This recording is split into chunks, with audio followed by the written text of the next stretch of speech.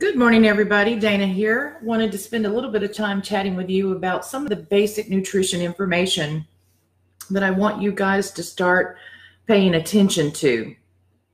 And this video is going to be in shorter segments so that you can watch pieces and parts as you need them, and learn a little bit more about things that we can do to improve the nutritional quality of our dog food. My opinion at this time certainly is that home prepared foods that are balanced, raw diets especially that are balanced, are our best options. But I know many people can't move into that right away. They may have a lot of learning to build their own comfort level with making those transitions to raw diets. So I am just trying to share a bit more information. If you are a kibble feeder, one of the easiest things that you can do to improve the quality of your dog's nutritional value of what's in that bowl is to start adding some fresh vegetables, fresh leafy greens like kale and spinach, even collard greens would be appropriate, yellow squashes, seasonal vegetables, right? Double check your work and make sure nothing is on the list of non-approved items for our dogs, but all of the leafy greens and squashes and things of that nature are appropriate to start adding into your bowl. When we add in fresh leafy greens to our dog's bowl, we need to blanch them just a little bit, a light steam, couple of minutes, run it through the pureer so that our dogs are actually able to digest those foods.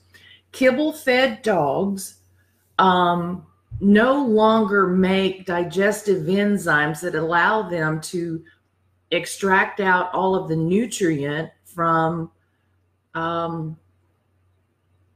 real food, from people food, right? So we have long fed them on these kibble, high starch, highly processed diets. And so the systems of the body shut off the making of digestive enzymes that actually break down real food. So we have to add that back in. You have to do that if you're doing a home cooked prepared meal, whether that's, vegetables and meats, or you're doing an all meat and bone kind of diet for a true raw version. If you move to something like Volhard dog nutrition, digestive enzymes are there. However, if you have a senior dog or an unwell dog, you might need to boost the digestive enzymes with a bit more than what is the standard amount for the average healthy dog, right? So we got to start paying attention to all of these things. Other things that you can add into the bowl that add nutrient might be an egg, right? When you do that, you want to add the whole egg. You can do it raw, and you want to put in the shell and all, because adding in the egg allows you to add in some protein. Adding in the shell allows you to add in some calcium, which keeps the calcium and phosphorus ratio in balance. When you start adding protein to the bowl, let's say you begin adding in some hamburger meat or some chicken or whatever protein that you're adding in, if you only add protein to the bowl, into a kibble bowl, you're over time will throw off the balance of calcium to phosphorus. It's balanced in the bag, right? It may be synthetic, but it's balanced in the bag. When you start beefing up on a regular basis with protein only, you're going to throw off the balance of nutrients that need to be there. So it's a calcium to phosphorus ratio. And so when you start adding fresh meats, fresh proteins, you've got to have a calcium source. If it includes the bone, and we can absolutely give our dogs bone, they're getting calcium in that format, right? If you are adding a bone, a meaty bone, make sure that it's not a cooked bone, and that we're doing things that are like short rib bones. You can do chicken bones. I prefer not to do chicken bones, but you can do that. But short rib bones, meat, meaty cow bones, meaty pork bones, those are appropriate. Other things that you can look at adding in might be supplementation, right? Nutritional supplementation.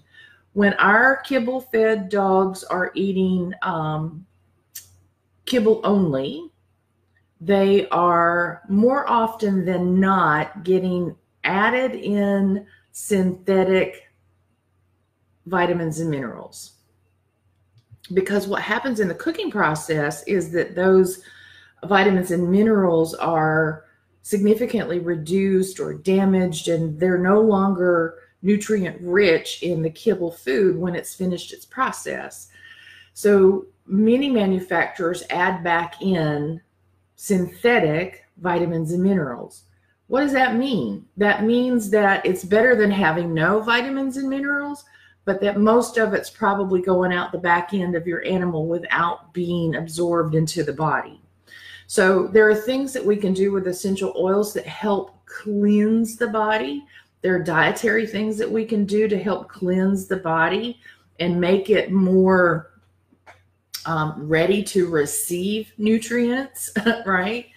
But for most of our pets, we need to look at supplementation of some sort to really beef up the nutrient value of their food. We also need to make sure we're evaluating fats and omegas, right? So what happens a lot of times in most kibble is that they have cooked it so much that any fat that was in the original protein has been significantly diminished. Perhaps there's none left. We're also seeing more plant proteins starting to go into our dog food. Our animals need other animal fat. They need fat to live the evolutionary appropriate diets and the ways their body work. They need fats. What happens for most kibbles is at the end of the cooking process, fat is sprayed back on to the kibble, to the little chunks of kibble, even just to make it palatable for the dog to want to eat it, because there would be no flavor. There would be nothing in that little chunk of hardness that your dog, he's not going to find it appetizing. So they spray fat back on to add fat into the diet and to add flavor.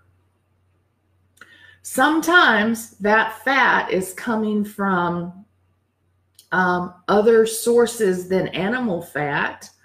It could be leftover grease from restaurants. That's a fact, y'all. So there's not great opportunity, right? There's not greatness in most of our kibbles. There is certainly a range of quality, right? There's the really crappy stuff that you can find in some of the mega retailers. And then there's a bit more high end that you can find in some of these boutique type pet stores where they're feeding a more high end, where there are less sugars, there are better vitamins and minerals, there are no dyes in the food. Dyes are often found when you see color in a kibble. That color has been added in as a dye. It's for your eyes, not for the pet. The pet doesn't care. The pet just cares that it tastes good and it's going to give him nutrient. And when they are filled with dyes, that is not the case and is likely to be causing other health issues for our pets. So I'm going to spend a little bit of time talking to you in different videos about ways that you can do different types of food. But I wanted to get you started thinking on putting something fresh and real into the bowl, looking at better supplementation, which both Young Living and Volhard offer. And I can help you figure out what you may want to consider as additives for your dog's food. Even if they are on a home cooked or a raw fed, we'll talk about those as we go, but you may need to be adding in more than you think based on creating the balance and based on where your pet is in the life stages. So look forward to the next video.